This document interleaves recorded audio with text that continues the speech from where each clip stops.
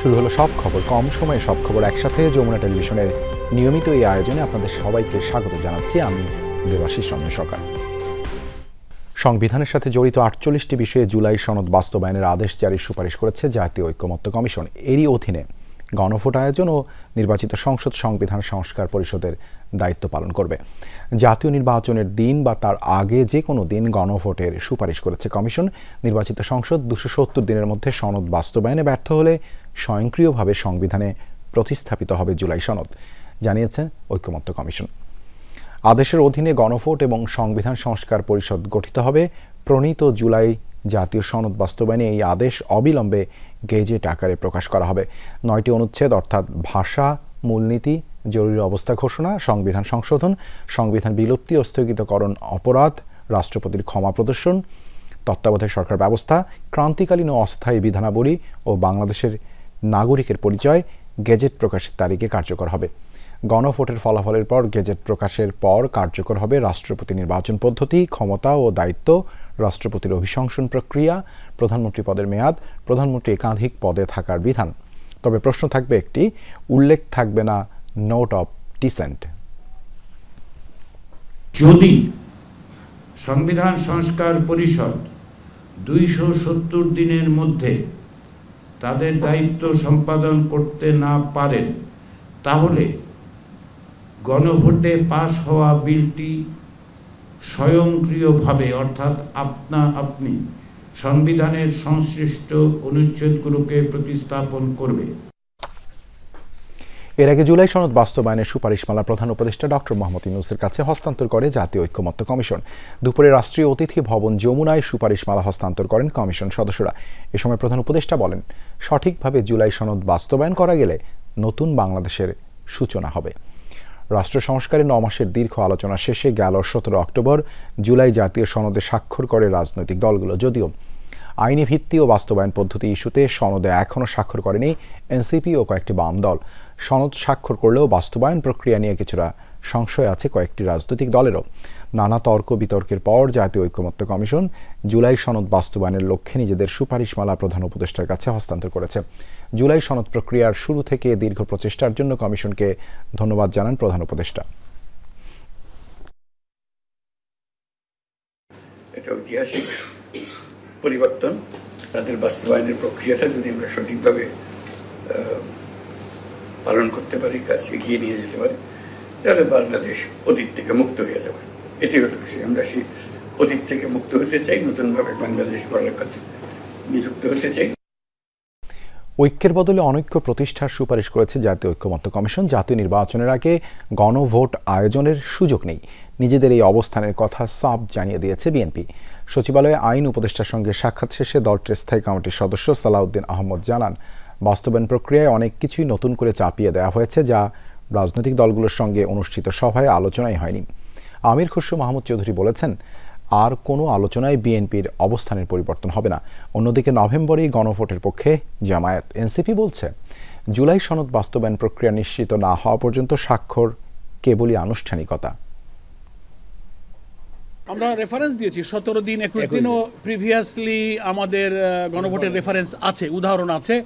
ওনারা এ ব্যাপারে নিজেদের অক্ষমতার কথা, কোনো চ্যালেঞ্জের কথা করেননি। ঐকমত্য কমিশন যেগুলোকে লিপিবদ্ধ করেছে সংবিধান সংস্কার বিষয়ে, সেই বিষয়গুলো সম্পূর্ণ গণভোটে যাবে এবং জনগণ রায় দেবে সেই বিষয়গুলো পরিবর্তিত হবে কিনা আমাদের সংবিধানে। ২৭০ দিন পঞ্জিকা দিন মানে ক্যালেন্ডার ডেসের মধ্যে এই সমস্ত সংস্কার প্রস্তাবগুলো গৃহীত না হলে অটোমেটিক সেটা সংবিধানে সংযুক্ত হবে। এটা একটা হাস্যস্কর ব্যাপার। তত্ত্বাবধায়ক সরকার ফেরানোর আবেদন জানিয়ে শুনানি শেষ করেছেন জামায়াত। তত্ত্বাবধায়ক সরকার বাতিলের রায়ের বিরুদ্ধে আপিল বিভাগের পূর্ণাঙ্গ বেঞ্চে পুনরায় আপিলের ৪র্থ দিনে শুনানিতে জামায়াতের আইনজীবী বলেন, রাজনৈতিক নেতাদের দূরদর্শিতার অভাবে তত্ত্বাবধায়ক সরকার বাতিল হয়। বলেন, তত্ত্বাবধায়ক সরকার ফিরলেও আগামী নির্বাচন অন্তর্বর্তীকালীন সরকারের অধীনেই হতে হবে। ২০০৯ সালে ক্ষমতা গ্রহণের পর আপিল বিভাগের এক রায়ের আলোকে তড়িঘড়ি তত্ত্বাবধায়ক সরকার ব্যবস্থা বাতিল করে আওয়ামী লীগ সরকার। নিজেদের অধীনে নির্বাচন করতে তত্ত্বাবধায়ক সম্পর্কিত সংবিধানের ত্রয়োদশ সংশোধনী বাতিল করে আনা হয় পঞ্চদশ সংশোধনী। ৫ আগস্টের পট পরিবর্তনের পর তত্ত্বাবধায়ক সরকার ব্যবস্থা ফেরাতে আইনি লড়াই শুরু করে বিএনপি, জামায়াত সহ কয়েকটি পক্ষ। এরই প্রেক্ষিতে গত 27 আগস্ট তত্ত্বাবধায়ক ব্যবস্থা বাতিলের রায় পুনর্বিবেচনা চেয়ে করা আবেদন মঞ্জুর করেন সর্বোচ্চ আদালত। দেয়া হয় আপিলের অনুমতি। এই আপিলটাকে অ্যালাউ করা উচিত, কেয়ারটেকার গভর্নমেন্টকে রেস্টোর করা উচিত, কিন্তু তার সাথে কোনো অবজারভেশন দেওয়া উচিত না। যেহেতু একটা বৃহত্তর সংস্কার প্রক্রিয়া চলমান, জুলাই চার্টার হয়েছে, আদেশ হবে, গণভোট হবে এবং পরবর্তী পার্লামেন্টে এটি নিয়ে আলোচনা হবে। এই জন্য একে কেন্দ্র করে সুপ্রিম কোর্ট কর্তৃক সুনির্দিষ্ট কিন্তু অবজারভেশন থাকা উচিত না। পর্যবেক্ষণের আড়ালে বিদেশি কেউ যেন উদ্দেশ্য প্রণোদিতভাবে নির্বাচনকে অহেতুক প্রশ্নবিদ্ধ করতে না পারে সে বিষয়ে সতর্ক থাকবে সরকার। এই অবস্থানের কথা স্পষ্ট করে পররাষ্ট্র উপদেষ্টা বলছেন, ফেব্রুয়ারিতেই ভোট নিয়ে বিদেশিদের প্রশ্ন না থাকলেও নির্বাচন না হওয়া পর্যন্ত তাদের উদ্বেগ থাকবে। জানান, ঢাকা বেইজিং সম্পর্ক নিয়ে যুক্তরাষ্ট্রসহ অন্য কারো উদ্বেগের কিছু নেই। সব পরাশক্তির সাথে ভারসাম্যপূর্ণ সম্পর্ক রাখবে বাংলাদেশ। আর সুযোগ পেয়েও আওয়ামী আমলের নির্বাচনে ভারতের ভূমিকা নিয়ে প্রশ্ন না করায় নিজের অসন্তোষ জানান তৌহিদ হোসেন। আমরা চাই না যে পর্যবেক্ষকের আড়ালে কেউ শুধু উদ্দেশ্য প্রণোদিতভাবে দুর্নাম করার জন্য আসুক, সেটা তো আমরা চাইবো না। তবে আমরা এ পর্যন্ত যা দেখছি, যারা আগ্রহ প্রকাশ করেছেন, ইইউ, তারপরে আপনার মার্কিন যুক্তরাষ্ট্র, আমরা তো মনে করি যে এটা একটা ভালো লক্ষণ। গাজায় তাৎক্ষণিকভাবে শক্তিশালী হামলা নির্দেশ দিয়েছেন ইসরায়েলের প্রধানমন্ত্রী বেনিয়ামিন নেতানিয়াহু। হামাসের বিরুদ্ধে যুদ্ধবিরতি লঙ্ঘনের অভিযোগ তুলে এমন নির্দেশ দেন তিনি। প্রধানমন্ত্রীর কার্যালয় থেকে প্রকাশিত এক বিজ্ঞপ্তিতে বিষয়টি জানানো হয়। নির্দেশনাটির পর আবারও গাজার যুদ্ধবিরতির স্থায়িত্ব নিয়ে দেখা দিয়েছে শঙ্কা আর অনিশ্চয়তা। কোথায় কখন হামলা হবে তা নিয়ে আবারও আতঙ্কিত গাজাবাসী। এদিকে তেল আবিবের বিরুদ্ধে পাল্টা অভিযোগ তুলে মৃত ইসরায়েলি জিম্মিদের দেহাবশেষ হস্তান্তর স্থগিতের ঘোষণা দিয়েছে হামাসের সশস্ত্র শাখা কাশেম ব্রিগেড। এর আগে উপত্যকার দক্ষিণাঞ্চলে ব্যাপক গোলাগুলি ও বিস্ফোরণের খবর পাওয়া যায়। জুলাই সনদ বাস্তবায়ন প্রক্রিয়া নির্ধারিত না হলে যে কোনো সময় আদালতে চ্যালেঞ্জের মুখে পড়তে পারে, তাই যারা এই প্রক্রিয়ায় প্রতিবন্ধকতা তৈরি করতে চায় তাদের খুঁজে বের করার তাগিদ দেওয়া হয়েছে। প্রধান উপদেষ্টার লন্ডন বৈঠকের পর সরকারের উপর আস্থা রাখা কঠিন বলেও মন্তব্য করেন এনসিপি সহ বিভিন্ন দলের নেতারা। জাতীয় প্রেস ক্লাবে এক গোল টেবিল আলোচনায় তারা দাবি করেন, গণভোট আগেই হতে হবে। একই দিনে নির্বাচন হলে ভয় ভীতি দেখিয়ে জাতীয় নির্বাচনের প্রার্থীরা সনদের বিরুদ্ধে মানুষকে প্ররোচিত করতে পারে। জাতীয় প্রেস ক্লাবে জুলাই সনদ বাস্তবায়ন রূপরেখা শীর্ষ গোল টেবিলের বৈঠকের আয়োজন করে জাতীয় নাগরিক পার্টি এনসিপি। এতে বিভিন্ন রাজনৈতিক দলের প্রতিনিধি ছাড়াও অংশ নেন জুলাই গণ অভ্যুত্থানে শহীদ পরিবারের সদস্যরা। সরকার থাকতেই আমি এই শহীদের আহতদের বিচার চাই। আমরা ন্যূনতম স্বীকৃতি পর্যন্ত পাইনি। নভেম্বরের শেষ সপ্তাহে এরকম একটা গণভোটের আয়োজন হতে কোনো আপত্তি থাকার কারো কথা আছে বলে আমার কাছে মনে হয় না। একটা অথর্ব মার্কা বাংলাদেশ একটা নির্বাচন কমিশন এই সরকার গঠন করেছে। এই নির্বাচন কমিশনের সক্ষমতা যাচাইয়ের জন্য আগে গণভোট দেওয়া যেতে পারে। 20 থেকে 300 জন শ্রমিক দিয়ে ট্রেড ইউনিয়ন করলে পোশাক শিল্পে অস্থিরতা বাড়বে। এক্ষেত্রে উদ্যোক্তাদের মতামতকে অগ্রাহ্য করা হয়েছে বলে মনে করে বিজিএমইএ। বলা হয়, সংশোধিত শ্রম আইনে শ্রমিকের সংজ্ঞাতেও ঘাপলা আছে। সক্ষমতা না বাড়িয়ে চট্টগ্রাম বন্দরে মাশুল বৃদ্ধির সিদ্ধান্ত অগ্রহণযোগ্য। উদ্যোক্তারা জানান, এলডিসি উত্তরণ 3 বছরের জন্য পিছিয়ে দেওয়ার বিকল্প নেই। মঙ্গলবার দুপুরে তৈরি পোশাক খাতের সার্বিক অবস্থা তুলে ধরতে সংবাদ সম্মেলনের আয়োজন করে বিজিএমইএ। গুরুত্ব পায় ট্রেড ইউনিয়ন, শ্রম আইন, এলডিসি থেকে উত্তরণ সহ ব্যবসার নানা দিক। বলা হয়, শ্রম সংশোধিত অধ্যাদেশে 20 থেকে 300 জন হলেই ট্রেড ইউনিয়ন করার বিধান রাখা হয়েছে। এটি হলে পোশাক শিল্পে অস্থিতিশীল অবস্থা তৈরি হবে। বিদেশিদের পরামর্শে এমন বিধান বলেও জানান সংগঠনের সভাপতি। কোনো বাড়িওয়ালা যদি ইল মোটিভ থাকে, এই 20 জনকে কনভিন্স করে একটা ট্রেড ইউনিয়নের জন্য আবেদন করে ফেলবেন। 300 শ্রমিক যেখানে আছেন সেখানে মাত্র 20 জনকে অধিকার দিলে এটা রাইট রিপ্রেজেন্টেশন হবে না। সংশোধিত আরপিও অনুযায়ী জোটভুক্ত নির্বাচনে নিজ দলের প্রতীকে ভোট করার বিধান বাতিলের দাবিতে আইন মন্ত্রণালয়ে চিঠি দিয়েছে বিএনপি। বিকেলে সচিবালয়ে দলের স্থায়ী কমিটির সদস্য সালাউদ্দিন আহমেদের নেতৃত্বে 5 সদস্যের প্রতিনিধি দল আইন উপদেষ্টা ডক্টর আসিফ নজরুলের হাতে সংক্রান্ত চিঠি তুলে দেন। পরে উপদেষ্টার সাথে সংক্ষিপ্ত বৈঠক শেষে সালাউদ্দিন আহমদ বলেন, আরপিও সংশোধনীর আগে নির্বাচন কমিশনের সাথে বৈঠকে এই বিধানটির বিষয়ে আপত্তি জানিয়েছিল বিএনপি। বহু দলের, বহু আদর্শের, বহু মতের রাজনৈতিক দলের প্রতিনিধিত্ব থাকলে সেই জাতীয় সংসদটা সমৃদ্ধ হয় এবং সমগ্র জাতির পক্ষে কথা বলা যায়। সেই জন্য আমরা মনে করি যাতে নিবন্ধিত রাজনৈতিক দল যারা জোটভুক্ত হয়ে নির্বাচন করতে চায় তারা হয় নিজের প্রতীকে অথবা জোটের অন্য দলের প্রতীকে নির্বাচন করার যে স্বাধীনতা সেটা আগে যে বিধান ছিল সেটা বহাল রাখা হোক। যারা গণভোটকে ভয় পায় তারা গণতন্ত্রে বিশ্বাস করে না, শুধু দলীয় এজেন্ডা বাস্তবায়ন করতে চায়, এমন মন্তব্য করেছেন জামায়াতে ইসলামের নায়েবে আমির অধ্যাপক মুজিবুর রহমান। আরেক অনুষ্ঠানে দলটির সেক্রেটারি জেনারেল অধ্যাপক মিয়া গোলাম পারোয়ার বলেন, যারা একই দিনে গণভোট চায় তারা জুলাই সনদকে অকার্যকর করতে চায়। এ সময় 2006 সালের 28 অক্টোবরের মামলা পুনরুজ্জীবিত করে শেখ হাসিনা, ইনু মেনন সহ 14 দলের নেতাদের বিচার নিশ্চিত করতে সরকারের প্রতি আহ্বান জানান। বায়তুল মোকাররম উত্তর গেটের অনুষ্ঠানে যোগ দেন দলটির সেক্রেটারি জেনারেল অধ্যাপক মিয়া গোলাম পারোয়ার। 2006 সালের 28 অক্টোবর হত্যা মামলা পুনরুজ্জীবিত করে নির্দেশদাতা শেখ হাসিনা সহ 14 দলের শীর্ষ নেতাদের ট্রাইব্যুনালে বিচারের দাবি করেন তিনি। সব মানুষ যে ভোট দিয়ে যেতে চায় সেটাই তো গণভোট। তাহলে গণভোটকে ভয় করা উচিত? যারা গণভোটকে ভয় করে তারা গণতন্ত্র মানে না। জীবন্ত হত্যার খুনি হাসিনা সহ মেনন, ইনু 14 দলের ফ্যাসিস্টদেরকে বিচারের আওতায় আনার জন্য হয় সরকারের আইন মন্ত্রণালয়কে এই মামলা পুনরুজ্জীবিত করতে হবে। জুলাই সনদ বাস্তবায়নের সুপারিশের নোট অব ডিসেন্ট না রাখার বিষয়টিকে গুরুত্বপূর্ণ অগ্রগতি হিসেবে দেখছে এনসিপি। কথা বলেছেন দলটির উত্তরাঞ্চলের মুখ্য সংগঠক সার্জিস আলম। বিকেলে রাজশাহীতে পর্যটন মোটেলের সামনে সাংগঠনিক বিষয়ে আলোচনায় কথা বলেন তিনি। অভ্যুত্থান পরবর্তী বাংলাদেশে মানুষ অন্ধভাবে দল বা মার্কার সমর্থক এখনোই আগের মতো আর অবস্থাটি নেই। সেই জন্য আমরা নির্বাচনের পূর্বে এই গণভোটের যে সিদ্ধান্ত, এটিকে আমরা আমাদের জায়গা থেকে ভালো একটি অগ্রগতি হিসেবে দেখি। বিএনপির ভারপ্রাপ্ত চেয়ারম্যান তারেক রহমান ঘোষিত 31 দফার পক্ষে রাজধানীর লালবাগের বিভিন্ন এলাকায় ব্যাপক জনসংযোগ ও লিফলেট বিতরণ করা হয়েছে। এতে নেতৃত্ব দেন ঢাকা 7 আসনের এমপি পদপ্রার্থী ও বিএনপির কেন্দ্রীয় নির্বাহী কমিটির সহ যুব বিষয়ক সম্পাদক মীর নেওয়াজ আলী নেওয়াজ। মঙ্গলবার আজিমপুর ছাপড়া মসজিদ এলাকা থেকে শুরু করে লালবাগ চৌরাস্তা, চকবাজার, বংশাল, পলাশী হয়ে আজিমপুর চৌরাস্তায় লিফলেট বিতরণ করা হয়। থানা ও ওয়ার্ডের বিএনপি, ছাত্রদল, যুবদল, কৃষক দল, মহিলা দল ছাড়াও এলাকাবাসীর অনেকে যোগ দেন লিফলেট বিতরণে। এ সময় রাষ্ট্র পুনর্গঠনে বিএনপির 31 দফার যৌক্তিকতা তুলে ধরেন ঢাকা কলেজের সাবেক ভিপি মীর নেওয়াজ আলী নেওয়াজ। নানা আয়োজনের মধ্যে দিয়ে দেশের বিভিন্ন জেলায় যুবদলের 47তম প্রতিষ্ঠা বার্ষিকী উদযাপিত হয়েছে।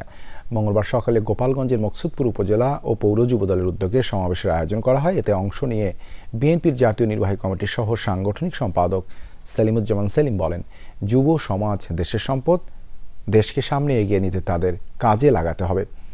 দেশে গণতন্ত্র প্রতিষ্ঠিত করতে যুব সমাজকে এগিয়ে আসার আহ্বান জানান তিনি। যুবদলের প্রতিষ্ঠা বার্ষিকী উপলক্ষে বর্ণাঢ্য র্যালি করেছে গাজীপুরের বাসন মেট্রো থানা যুবদলের নেতাকর্মীরা। র্যালিটি ঢাকা টাঙ্গাইল মহাসড়কের বিভিন্ন পয়েন্ট প্রদক্ষিণ করে ভাওয়াল বদরে আলম কলেজের সামনে গিয়ে শেষ হয়। এ সময় নেতাকর্মীরা বলেন, তারেক রহমানের 31 দফা বাস্তবায়নের লক্ষ্যে মাঠ পর্যায়ে কাজ করছেন তারা। এদিকে প্রতিষ্ঠা বার্ষিকী উপলক্ষে নারায়ণগঞ্জের সোনারগাঁওয়ে রক্তদান কর্মসূচি ও আনন্দ র্যালি করেছেন উপজেলা যুব দলের নেতাকর্মীরা। প্রধান অতিথি ছিলেন উপজেলা বিএনপির সভাপতি আজহারুল ইসলাম মান্নান। পরে নারায়ণগঞ্জ জেলা যুব দলের সিনিয়র যুগ্ম আহ্বায়ক খায়রুল ইসলাম সজীবের নির্দেশনায় উপজেলার বিভিন্ন ইউনিয়ন থেকে বাদ্যযন্ত্র বাজিয়ে যুব দলের নেতাকর্মীরা আনন্দ র্যালিতে যোগ দেন। এছাড়া নারায়ণগঞ্জের রূপগঞ্জে পথসভা ও র্যালি করেছেন উপজেলা যুব দলের নেতাকর্মীরা। সংক্ষিপ্ত পথসভায় বিএনপির কেন্দ্রীয় নির্বাহী সদস্য কাজী মনিরুজ্জামান বলেন, গত 16 বছর রক্ত দিয়ে গণতন্ত্র ও ভোটাধিকার রক্ষার লড়াই করেছেন নেতাকর্মীরা। আগামী ফেব্রুয়ারির নির্বাচন কেউ বন্ধ করতে পারবে না। পরে ডেমরা কালীগঞ্জ সড়কের ইছাখালী থেকে র্যালিটি বেরিয়ে বিভিন্ন সড়ক প্রদক্ষিণ শেষে রূপগঞ্জে গিয়ে শেষ হয়। বিগত 16টি বছর আমরা এই স্বৈরাচারের বিরুদ্ধে আন্দোলন করেছি। আমাদের নেত্রী খালেদা জিয়া দীর্ঘ সময় ধরে একটি অহেতুক মামলায়, সাজানো মামলায় তাকে কারারুদ্ধ করে কষ্ট দেওয়া হয়েছে, কিন্তু পুরো কষ্টের কাছেই উনি মাথা নত করেন নাই।